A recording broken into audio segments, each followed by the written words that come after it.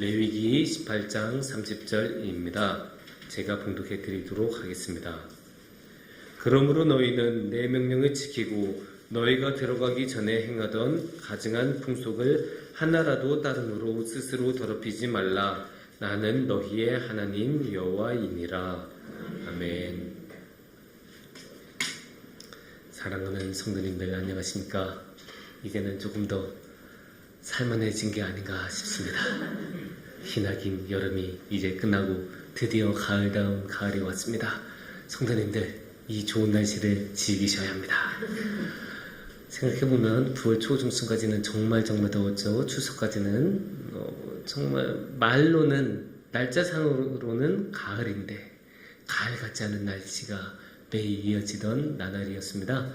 너무 덥고 해도 너무 강하고 너무 습한 그런 마른 가을인데 아무리 봐도 가을이 아닌 그런 시절이었죠. 그런데 이게 말이 현실하고 다른 게 가을만 그렇겠습니까? 이 세상에 많은 것들이 그렇죠. 특히나 신앙도 그런 경우가 많습니다.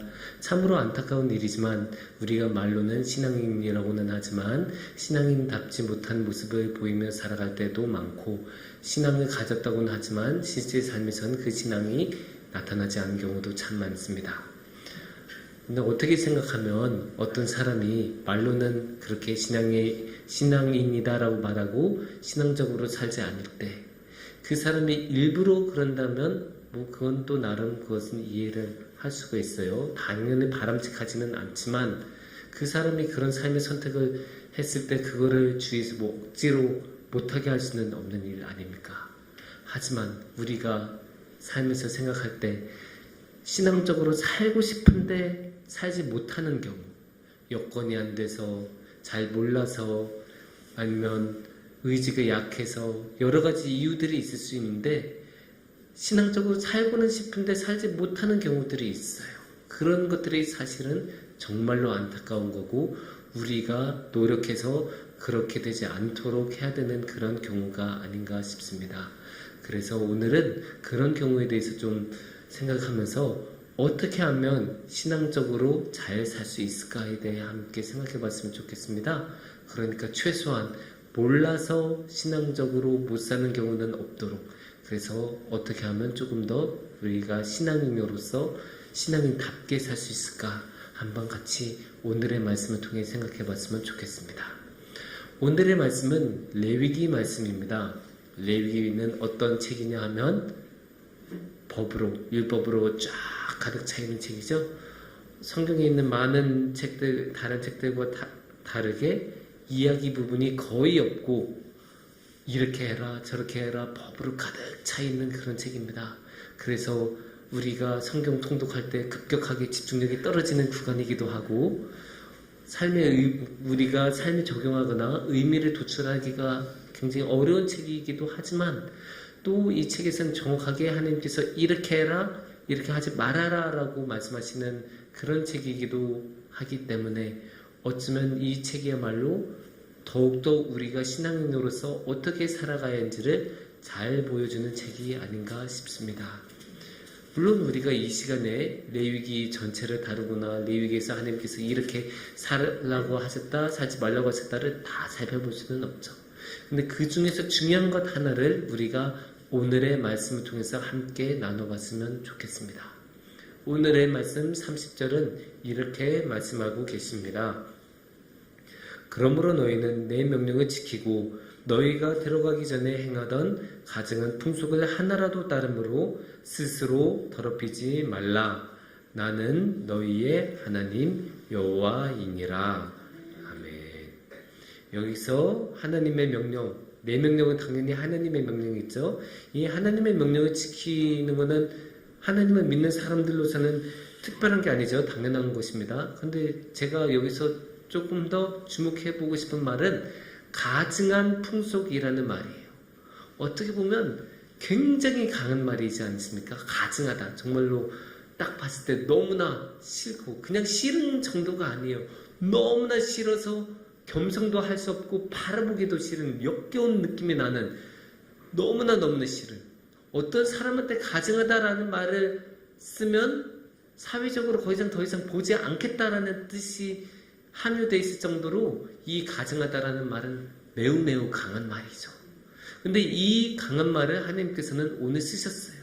그래서 이걸 하지 말라라고 하셨는데, 그렇다면 이 강한 말인 이 가증한 풍속이란 게 무엇인지 우리가 좀 알아두면 좋겠죠. 이 말을 알아두는 데 도움이 되는 말씀은 바로 앞에 있는 27절 말씀입니다. 그래서 27절 말씀에는 이렇게 나옵니다. 너희가 전에 있던 그 땅 주민이 이 모든 가증한 일을 행하였고 그 땅도 더러워졌느니라.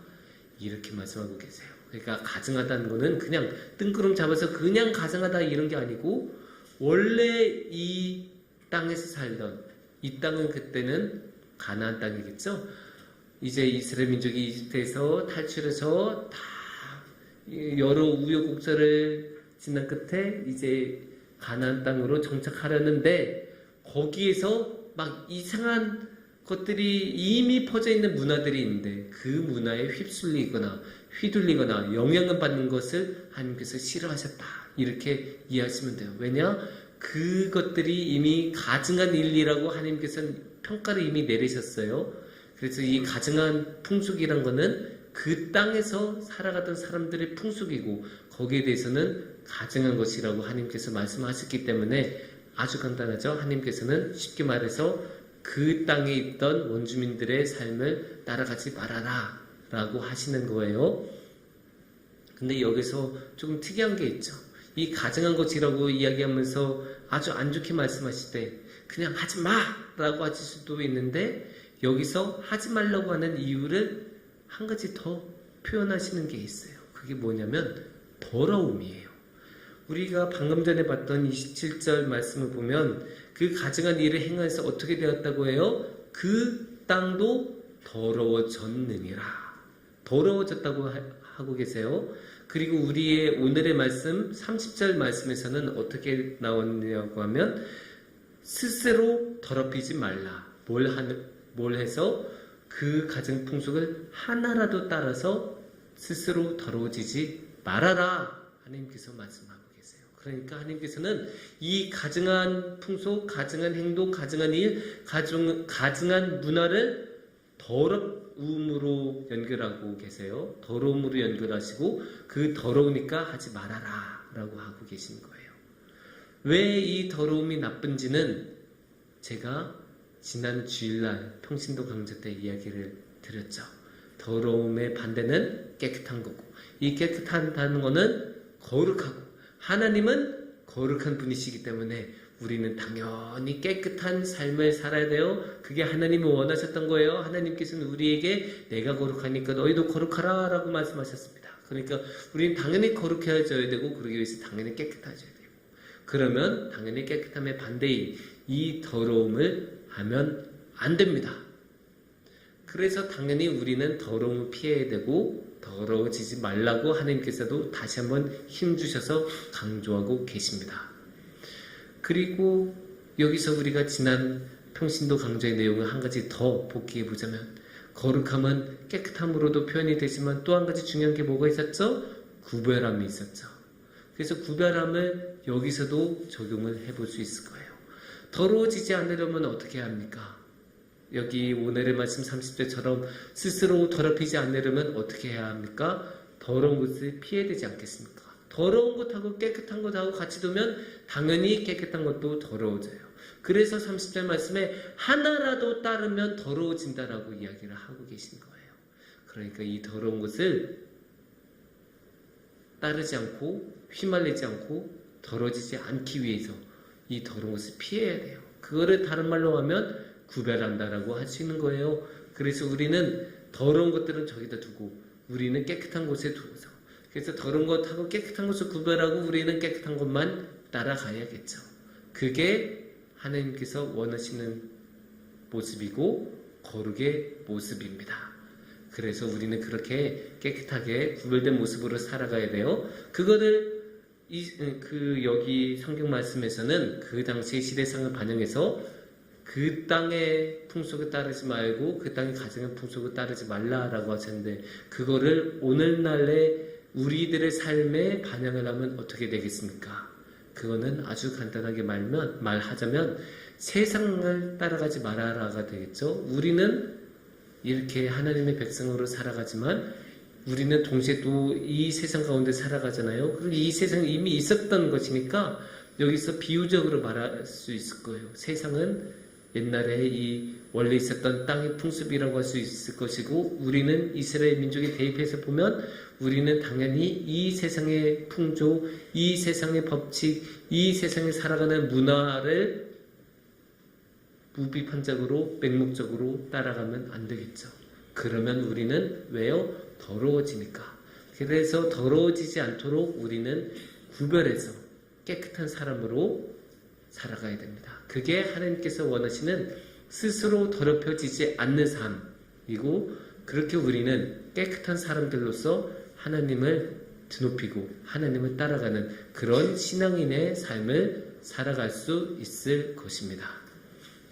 근데 그렇게 할 때 우리가 구별하는 삶을 살아가야 되는 것은 분명하고 너무나 중요한데, 여기서 우리가 조심해야 될 것이 있어요. 우리가 구별함의 함정에 빠지면 안 됩니다. 구별한다고 해서 그냥 무조건적으로 구별하고 떼어놓으면 안 돼요. 이게 무슨 말이냐? 우리는 어쨌든 세상 가운데서 살아가잖아요. 그래서 이제 세상으로부터 구별해서 살아가야 되는데, 세상 거라고 다 멀리해서 살아가면 안 된다는 거예요. 우리도 세상 속에서 살아가는데, 그러면 세상 사람들이 밥 먹는다고 해서 우리는 밥 먹으면 안 되냐? 우리는 식당 가면 안 되냐?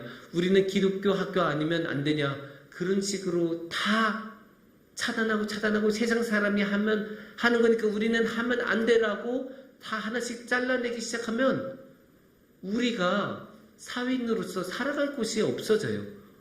아예 하신 게 없어지죠. 왜냐?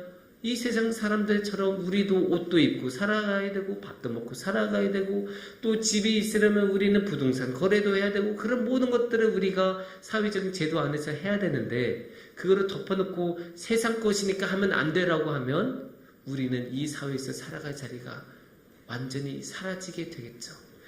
그러니까 이게 조금 헷갈리고 혼동될 수 있는 건데, 우리는 구별을 하긴 해야 되는데 덮어놓고 구별하면 안 돼요. 그러니까 쉽게 말해서 잘 구별을 해야 되는 거죠. 그럼 어떻게 구별해야 되는가?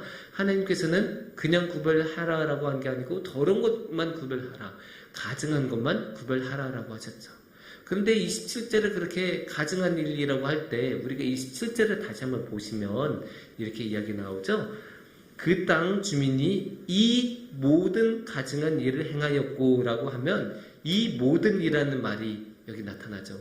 그러니까 가증한 일이라는 건 그냥 뜬구름 잡고 그냥 머릿속에 있는 가증한 일이 아니라 이 모든 일이라는 구체적인 대상이 있어요. 그게 뭐냐 하면 오늘의 말씀 앞에 나와 있는 6절부터 23절 말씀까지에 있는 여러 가지 내용이에요. 그게 좀 민망하긴 하지만 아주 문란한 성관계라고 보면 돼요. 아주 쉽게 요약하자면 이 6절에서 23절의 내용은 너무 문란하고 너무 민망해서 제가 차마 이 설교단에서 말을 하기가 어려운 정도의 수준의, 굉장히 수준 높은 정도의 문란함입니다.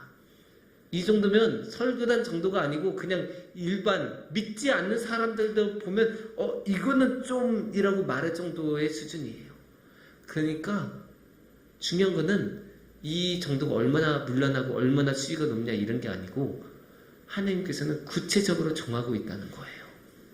그러니까 하나님께서 구별하시고 가증하다고 말씀하실 때 그냥 저거는 세상 것이니까, 저거는 저 땅의 풍습이니까 하지마, 저거는 저 땅의 것이니까 더러운 거야 라고 그냥 처음부터 덮어놓고 시작한 게 아니에요.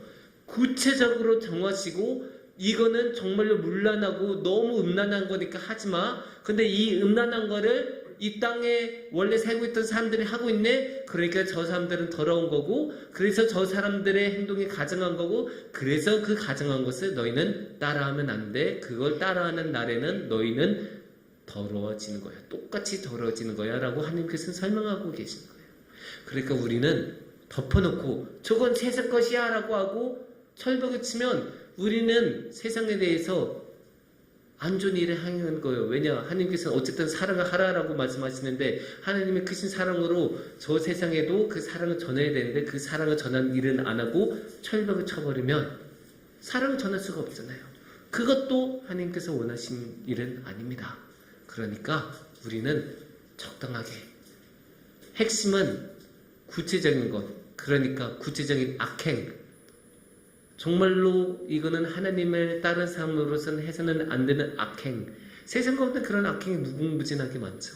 그런 악행을 하나님께서는 따라가지 말라는 거예요.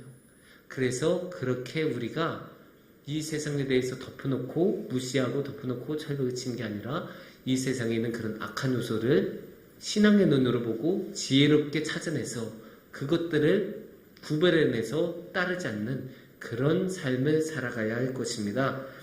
물론 이제 그렇게 살아가는 것은 너무나 어려운 일이죠. 왜냐하면 우리가 어쨌든 이 세상 속에서 살아가다 보면 이 세상의 그 풍습을 따라가기도 하고 또 문화나 법칙에 따라가다 보면 그러한 악행 휘말리기가 굉장히 쉬워요. 그러니까 우리는 항상 기도하면서 나아가야 돼요. 하나님 도와주세요. 여건을 허락하여 주세요. 제 힘으로는, 제 능력만으로는, 저의 의지 하나만으로는 하나님의 뜻에 따르고 하나님의 풍습만 따르는 게 너무나 어려워요. 세상의 풍습에 제가 원하지 않는데도 따라가야 되는 경우가 너무나 많아요. 그러니까 하나님 도와주세요. 그렇게 우리가 항상 기도하는 수밖에 없어요. 왜냐? 우리는 너무나 연약하고 능력의 한계가 명확하지 않습니까? 그러니까 그렇게 우리의 능력의 한계까지 왔을 때는 그때는 당연히 하나님께 기도드리면서 도움을 구해야죠. 그런데 하나님은 능력이 많으시고 은총이 많으신 분이니까 우리가 그렇게 하나님의 도움을 구할 때 주님 도와주세요 말할 때 주님께서는 분명히 지켜주시고 도와주실 분입니다. 그래서 사랑하는 성도님들, 우리가 이 세상을 살아갈 때 이 세상에서 그 악한 것들을 찾아내고 구별해내는 지혜를 갖고 하나님께 그 악에 휘말리지 않도록 도와달라고 우리가 항상 기도하면서 살면 주님과 함께하는 거룩한 신앙인의 삶을 살 수 있을 것이라 믿습니다. 함께 기도드리겠습니다.